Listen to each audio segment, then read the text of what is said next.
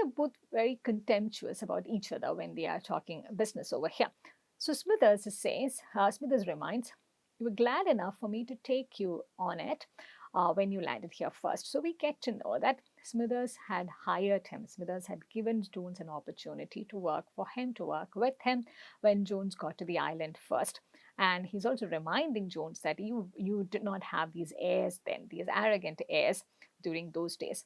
So Jones, and look at his gesture over here, his hand going to his revolver like a flash, menacingly.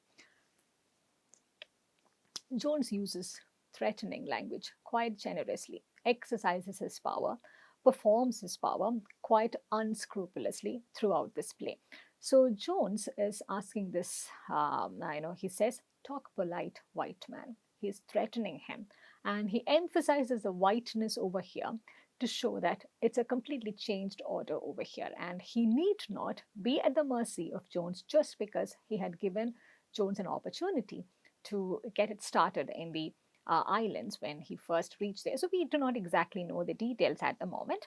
So Jones is not contesting the claims that Smithers is making. So we get to know that, perhaps he did offer a job or, hire him or give him an opportunity to work with Smithers when Jones first landed there. And for the same reason, Jones is being dismissive about that and reiterating, I'm the boss here now. Are you forgetting? The Cockney seems about to challenge this last statement with the facts, but something in the other's eyes holds and cows him. So, if you remember the first description when Smithers was getting introduced, he's mean and at the same time he's very cowardly too. And that gets the better of him in most situations. It keeps him safe too, so to speak. So here, Jones, whatever Jones is saying, perhaps there is something counter that Smithers has to offer, but he does not do that because he's also scared of Jones. He's not the kind of person, he is the kind of person who wouldn't mind, killing off this white man. And this is also a world we get to know where the judiciary system is not there the way we know it. There's absolutely no system in place except for these superstitious systems and the kind of power that Jones and Smithers together wield over them. So they soon reach sort of a reconciliation over here, and Jones continues to talk to Smithers in very condescending terms. I accept your apology. No use in you raking up old times. What I was then is one thing. What I now is another. So there's certainly a change that has come about in Jones's life from what he was before leading to what he is now. You didn't let me in on your crooked work out of no kind feelings that time. I done a dirty work for you. And most of the brain work too, for that matter. And I was worth money to you. That's a reason. So this is a business. This is a relationship from which both of them have gained. Jones perhaps was more vital to Smithers than that Smithers does not have much of an opportunity to lash out against him. So they both had done crooked things, and we get to know that Jones was hired precisely to do the dirty work for the white man. And now Jones enjoys the supremacy over Jones because he does not have a standing otherwise. So as the play progresses, we get to know that Smithers does not have much of a standing back in America either. He's not used to the ways of life over there, and he's perhaps not even aware of how the socio-political and cultural structure, the hierarchies, operate so radically different from how it operates here within the system. So Smithers, of course, again reminds Jones about how he gave Jones a start and how everybody else was afraid to hire him, but he was not. And there's also this very slight reminder that he gives over here about why the others were afraid to hire Jones on account of the story about your breaking jail back in the state. So now we are able to, this is almost like a puzzle which is growing. Now we are able to also able to put a few pieces together and begin to reconstruct the past that Jones inhabits. So Jones, supposedly we get to know from here, he was he had broken jail back in the States, and then he fled and reached this island where no one else was willing to hire him, but for meeting his own personal interest too, Smithers offers him a job. And Jones also says, yeah, you've been in jail yourself. You've been in jail yourself more than once, and this is something Smithers immediately rejects, and he says furiously, he says, it's a lie, and whoever told that they were just spinning some fairy tale. So Jones immediately, he offers a reconciliation, says certain things are better not to be told, and he says, regardless of how things happen, yes, of course, Jones was given a start by Smithers, but now in 2 years' time, we also get a sense of the number of years that have passed. In 2 years' time, from a stowaway, he has become an emperor, yeah, and he was kind of a fugitive, yeah, trying to travel under in very clandestine ways. And now he's an emperor who wields power over that entire island. So now Smithers also wants to know about the money, where the money has been hidden. So Jones immediately says it's in a foreign bank where no person other than Jones can have access to it. And Smithers is also reminding him of the kind of taxes that might invite. So we find that they are actually inhabiting multiple worlds over here. There's a racial memory which is connecting them. There is a judicial system from which both of them are fleeing. They belong to these different worlds. There is also, there is at some level this what they are inhabiting at the moment in terms of their temporal physical settings. They are in this land of superstition. They are, he's an emperor over there, but he's also using the language of modern economy. He's talking about the money which he has put in and invested in a foreign bank. So clearly there are these set of characters, these two characters who are occupying multiple worlds and traveling from one to the other with a lot of ease. And things, of course, go wrong for them, as the play progresses. But at this point, what is more interesting is the kind of modernity which is allowing them to have a little bit of all of these worlds. The very modern world, which has a judiciary system and a banking system, and a world which has not yet encountered modernity, which is still primitive, not just in its physical and temporal aspects, in its belief systems, where they are superstitious enough to believe that here is an emperor who could be killed only with a silver bullet. That's something that we will soon come to. So if this is a commentary, they're still talking about about the money, and they are also a bit worried about the kind of laws that they have broken, but they also know that they also, within this particular system, they also made laws and broken them as well. Jones makes this statement: ain't I the emperor? The laws don't go for him judicially. You hear what I tell you, Smithers. There's little stealing like you does, and there's big stealing like I does. For the little stealing, they gets you in jail soon or late. For the big stealing, they makes you emperor and puts you in the hall of fame when you croaks. Reminiscently, if there's one thing I learned in 10 years on the Pullman car, listening to the white quality talk, it's that same fact. And when I get the chance to use it, I winds up emperor in 2 years. So this is important. He had spent 10 years. Yeah, we're getting a sense of the timeline. So he arrived in this jail. He arrived in this island, and he became emperor 2 years back. And before that, we don't know. We do not yet know the number of years that he had served in jail before he broke out of it. So before that, he had spent 10 years as a Pullman porter. So there's something that he learned over there by listening to the white quality talk. So whatever he is now, he is confessing that this is something that he learned from the white world. The system that he is trying to replicate over here is something that he acquired from the white world. Yeah. And that is something that he very fondly is recollecting as well. So he says, and the moment he got a chance to use that learning, he became an emperor in 2 years. So this is like a foolproof system that he has replicated over here. The learning has been quite foolproof. And he also tells this profound thing, which is a very, very stringent critique on the kind of judiciary, the judicial system that that's prevalent in America and elsewhere, about how a little bit of stealing will get you in jail sooner or later, but for a huge systematic and usurping kind of and a usurping kind of stealing, it will make you an emperor. There's also allusion to the kind of empire that colonialism had built.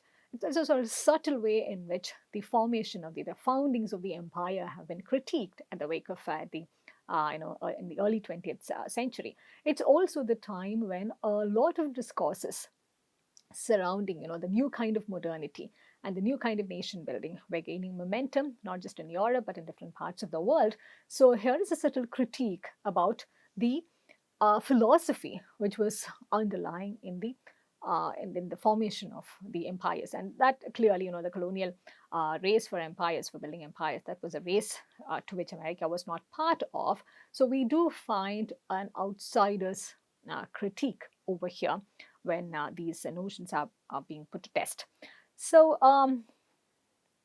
this is important, where Smithers, when he's listening to this, he feels is unable to repress the genuine admiration of the small fry for the large. Yeah, there's clearly a reversal of the order over here. Yeah, so at so many levels, here is a man, a white man, who is unable to locate himself in this world, and it's clearly an order where things a system where things happen in very different ways than it happens in the out there in the mainland. Yeah, because this is a very private sort of a creation where the racial order, the hierarchical orders, the economical orders, everything works in a very different way altogether. And this man, Smithers, has genuine admiration for Jones, despite all the resentment that he also holds against him.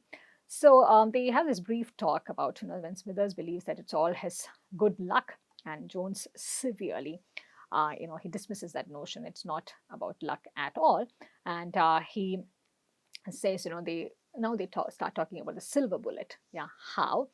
Smithers reminds Jones about how he was saved, how his life was saved because of the silver bullet, which Smithers sees as a luck, but for Jones, that was something that he constructed.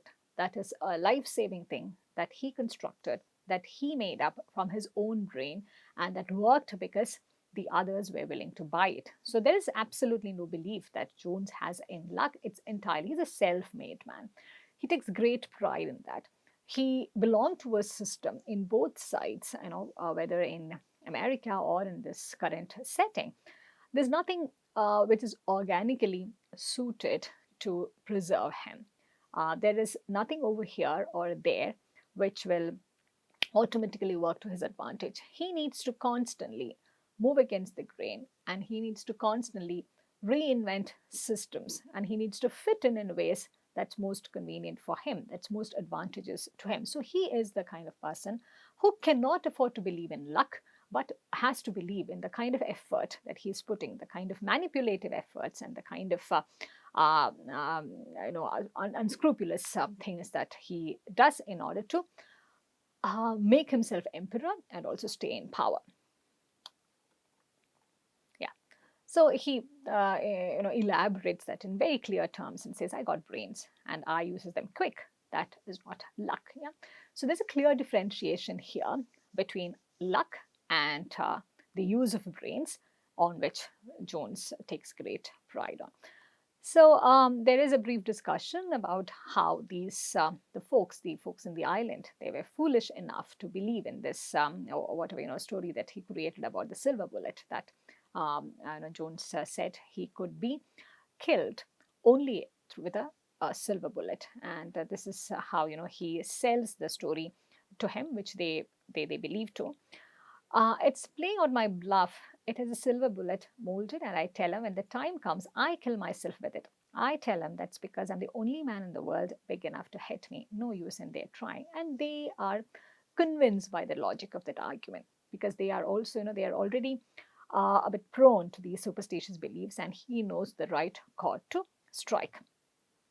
And we also realize that Jones becomes handy for Smithers because Jones, in certain ways, is an insider.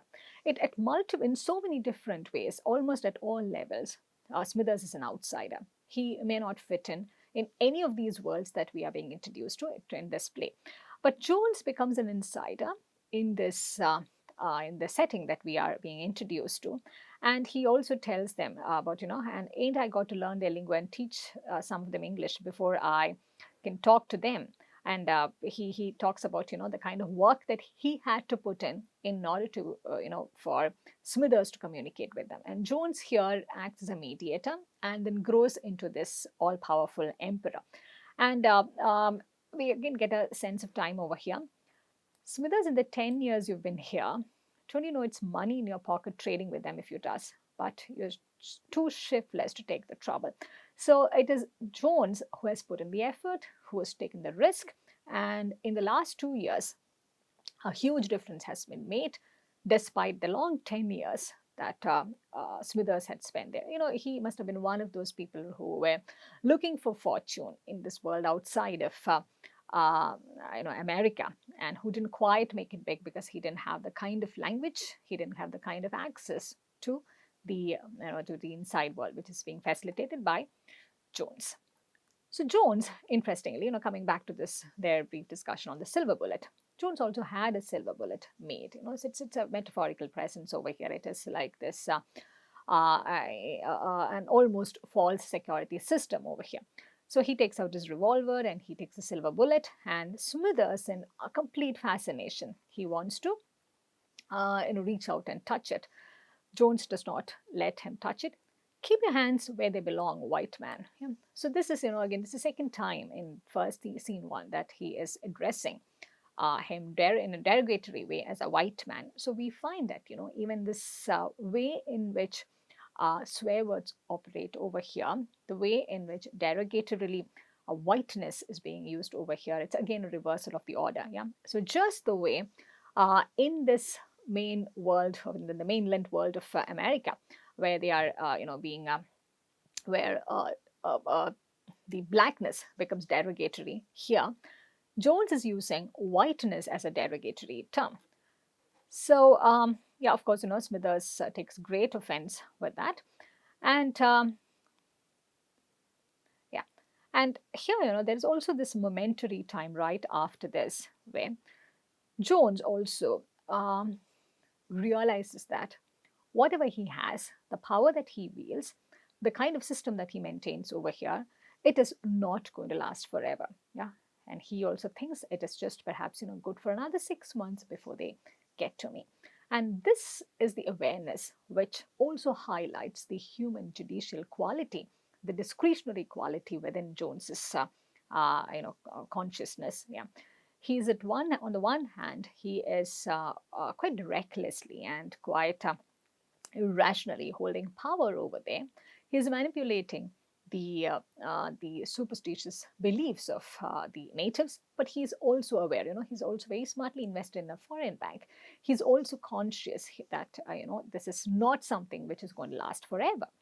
So again, we can also always find the subtext of imperialism, subtext of how the empire worked also emerging over here. That's a critique that we will perhaps, talk about a bit later when we make some more progress into the play.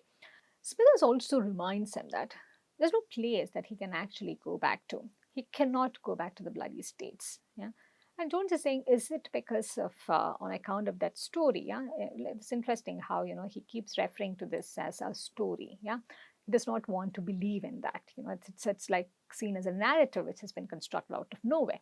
So Jones asks whether is it because of that story about him breaking from jail back there, and he says that's all talk. Yeah, and Smithers, of course, very skeptical about it, and they both know that it's difficult for Jones to go back, not just on account of law catching up with him, not just because he broke out from jail in America, also about this very, very pertinent irrational racial hierarchy. So you'd have been jailed if wouldn't you then? And from what I've heard, yeah, so this is again important, this subtle reference from what I've heard.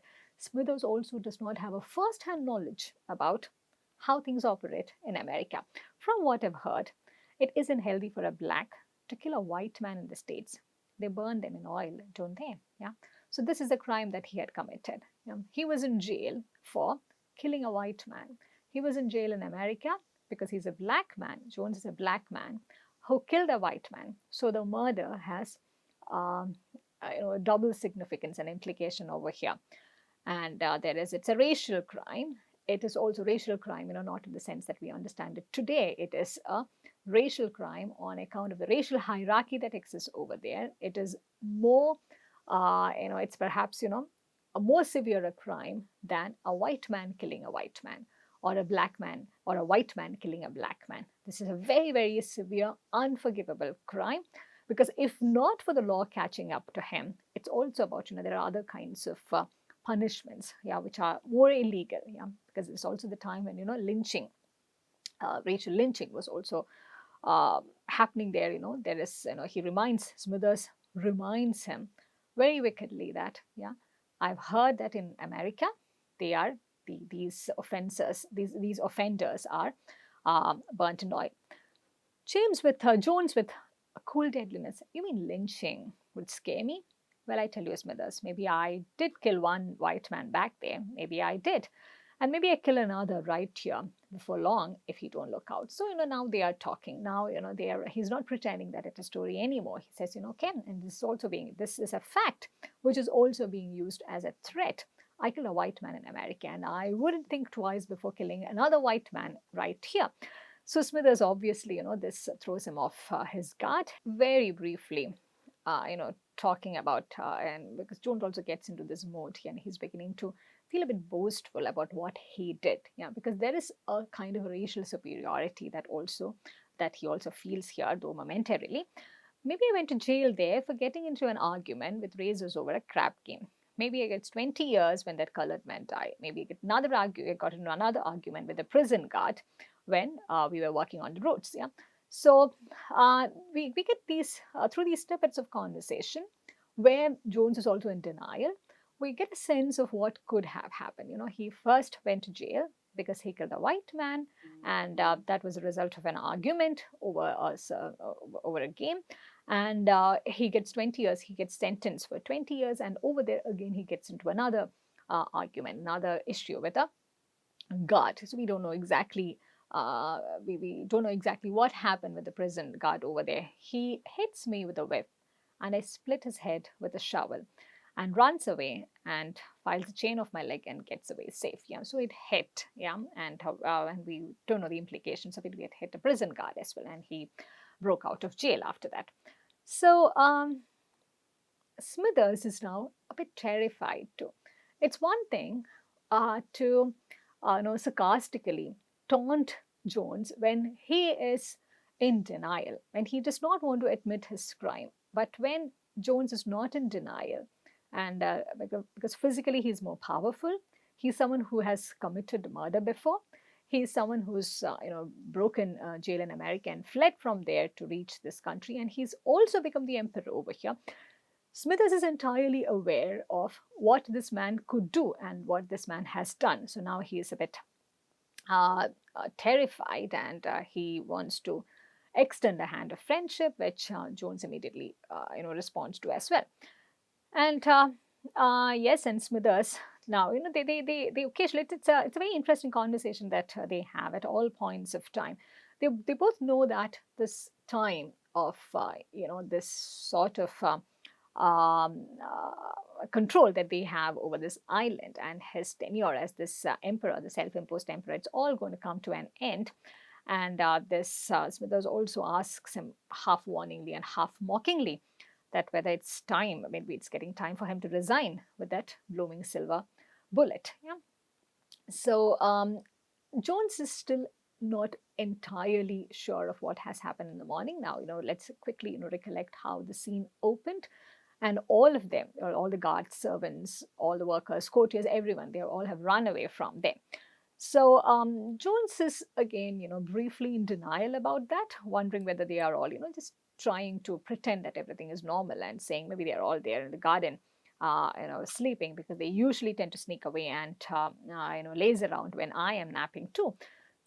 So Smithers challenges him, ring the bell and see how who will show up. So Jones is startled to alertness, but he continues to preserve that tone. And this is important now. So the moment Jones get a sense of the reality, and the moment he realizes that everyone has left and things could come down crashing anytime, he makes the next step, rational step. And he also realizes that there is hardly anything for him within that palace, within that space to hold on to. Yeah? So he starts for the door in Ray. Yeah? So Smithers is asking, are you looking for your horse? You will not find anything, because they, even before they ran away, they first told the horses, because mine was also gone. And that was when I first realized that that was first gave me a suspicion of what was up. So Jones is alarmed, but he's also a quick thinker. So he also makes up his mind to leave almost immediately. Yeah? So here again, when they are trying to arrive at something, not necessarily together, because it's very difficult to figure out whether they are trying to arrive at a decision together, or whether they are trying to belittle each other and to showcase their power in different ways, of course, with Jones always having an upper hand in this exchange. So here, interestingly, Smithers refers to how these blacks are, how they can sniff and follow a trail in the dark like hounds. Yeah, and now he's here almost forgetting that Jones is also a black man, and here he comes back, with this derogatory insult again for the third time, calling him a white man. Yeah, and this reversal of insult is very significant here, and it means it has a lot of bearing in uh, the in defining the kind of relationship that they have. So he briefly, we also get to know, yeah, I will quickly try and wrap the first scene. So we also get to know that, there's a French gunboat on which Jones is relying, and from there, he's hoping to escape to Martinique. Yeah. So Smithers is, he always loves to put these malicious thoughts and to make Jones very uncomfortable. He asks, supposing something happens wrong and they catch you over there, they nab you.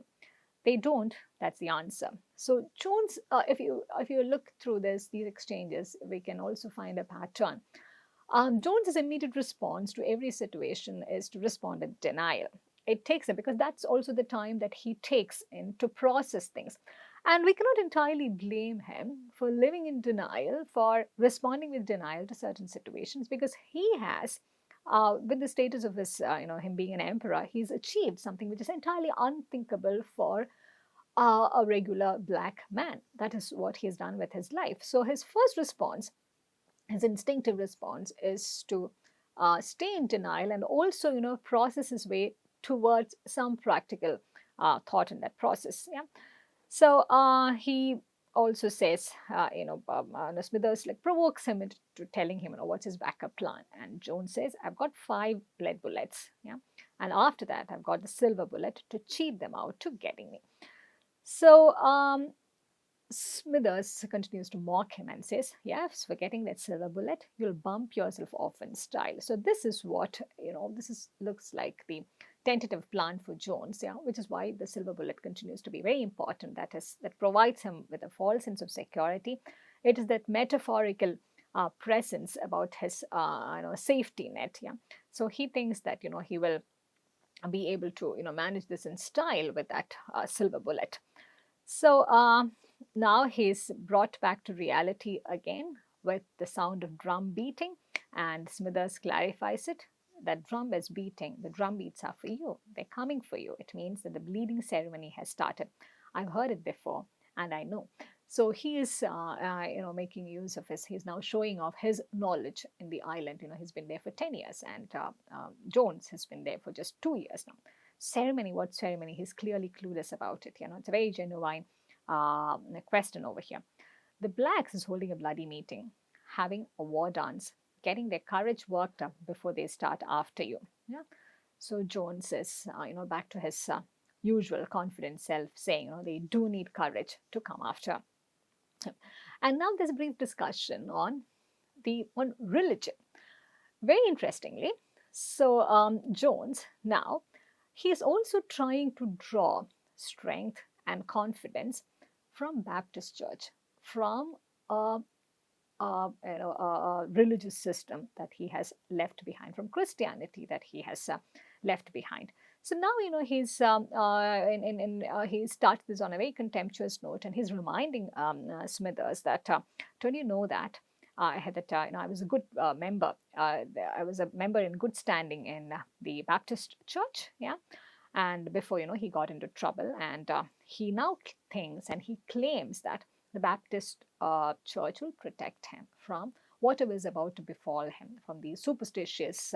Heathens, that the drum beating and the ceremony and these pagan things will not stand before this protective layer of Christianity that he has. So we find that Jones is the kind of person who can bring these tropes to his advantage. Yeah, he rejects the white system in so many ways, but he also brings back certain elements from that for to use that as a protective covering. But Smithers, of course, very quick to retort to this and says, it looks like you haven't given much heed to your Baptist church since you've been down here. So this is, what's interesting over here is how this discourse of religion operates over here, and how very conveniently Jones thinks about using some dominant tropes as long as it works for him. So it's not a complete rejection of any of those systems that he resents entirely.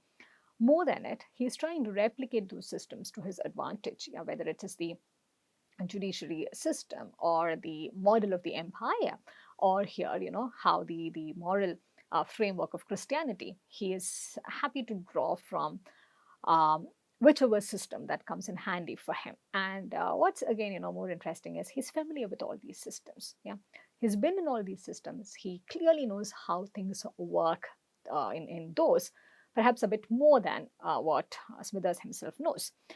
So now Jones is leaving, and Smithers is, if you look at these the change in his the way in which Smithers is also oscillating between these emotions. On the one hand, he's very malicious, he resents Jones, but he's also very flattered when he sees that he notices that Jones is leaving without taking any luggage with him. I travel light when I want to move fast. So here is a man. No wonder this Smithers is also forced to hold him with a lot of admiration. Yeah. So he says, he cannot travel with any baggage because he's using his brains and he's trying to escape. This is like another adventure, yeah. And he has this gut feeling about making decisions, and he also says very proudly that he will not slink out of the back door like a common nigger, yeah. So look at the way in which he's using the terms nigger and white man. Both are derogatorily used over here, and this is regardless of his own identity. Here, his identity keeps shifting. He is the dominant person over here with the power to derogatorily use terms from any of these systems. Yeah, so this language play and how these terms acquire meaning depending on the context and depending on the hierarchical systems built around it, that is very interesting too. So Smithers continues to look after him with a puzzled admiration. We see that Jones leaves out of the doorway, and he's in no hurry. He leaves the palace as a very confident person. Smithers, the kind of attitude that Smithers has is a puzzled admiration, because on the one hand, he's totally in awe at this confidence, at this courage, but he also resents it. Oh, the bleeding nigger putting on his bloody airs. Yeah. And so before he leaves, he's also a bit, he's very calculative, he's very manipulative, and he does not leave right away. He also, decides to go look around in the palace to pick up something that could, that he could later exchange for cash. So he also makes a practical call from his own location, his own capacity, and after that he darts for the doorway, and the curtain falls, bring scene 1 to an end. So, bring this discussion to an end. In scene 1, we find that there is there's a lot of complexity about the way in which race gets presented. Yeah, so these are some of the discussions that we will come back to take a look at. So we will soon talk about how the complexity of race becomes a very compelling trope in this discussion, and it's also a very unconventional way of when through which race begins to get talked about, and how these different kinds of memory, the personal memory, the individual memory, and the collective memory, becomes very important in defining the language, defining the emotions around which race gets articulated and situated. So, with this, we bring this discussion to an end, and we will resume the rest of the play in the consecutive session. Thank you for your time, and I will look forward to seeing you in the next session.